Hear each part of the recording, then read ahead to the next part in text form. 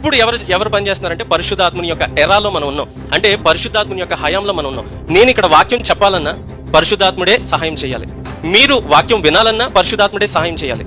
నేను మీకు అర్థమయ్యేలా వాక్యం చెప్పాలన్నా, నేను చెప్పింది మీకు అర్థం కావాలన్నా, నేను చెప్పింది మీ హృదయాల్లో పని చేయాలన్నా, మీ హృదయాల్లో పని చేసేలాగా నేను చెప్పడానికైనా ఇవన్నీ కూడా ఎవరు చేయిస్తున్నారు అంటే పరిశుద్ధాత్ముడే చేయిస్తున్నాడు.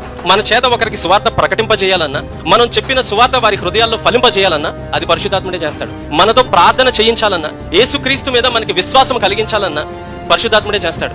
మనకి ప్రార్థన రాదు, దేవుణ్ణి ఎలా వర్షిప్ చేయాలో మనకు తెలియదు, ఆయనని ఎలా పొగడాలో మనకు తెలియదు, ఆయనని ఎలా స్తుతించాలో తెలియదు, ఎలా ఆరాధించాలో తెలియదు.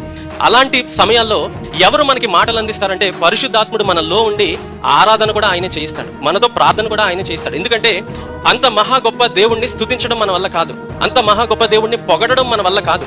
ఏ నరమానవుడు కూడా దేవునికి తగ్గట్టు దేవుని యొక్క ఔన్నత్యాన్ని పొగుడుతూ, దేవుని యొక్క ప్రేమను పొగుడుతూ, లేకపోతే దేవుని యొక్క ప్రభావాన్ని పొగుడుతూ నరమాంసములు కలిగిన మనము అంత మహా గొప్ప దేవుణ్ణి స్తుతించలేము, ఆరాధించలేము, పొగడలేము. మన జ్ఞానానికి అంతు చిక్కరు దేవుడు. కాబట్టి ఆయనను స్తుతించడం మన వల్ల కాదు. కాబట్టి ఆ స్తుతించే పని కూడా పరిశుద్ధాత్ముడే మనలో నుండి, దేవుడే మనలో నుండి, దేవునికే తెలుసు కాబట్టి దేవుణ్ణి ఎలా స్తుతించాలో దేవునికే తెలుసు కాబట్టి ఆయన ప్రభావం ఎంతో ఆయనే మన లోపల నుండి మన చేత ఆరాధన చేయిస్తాడు.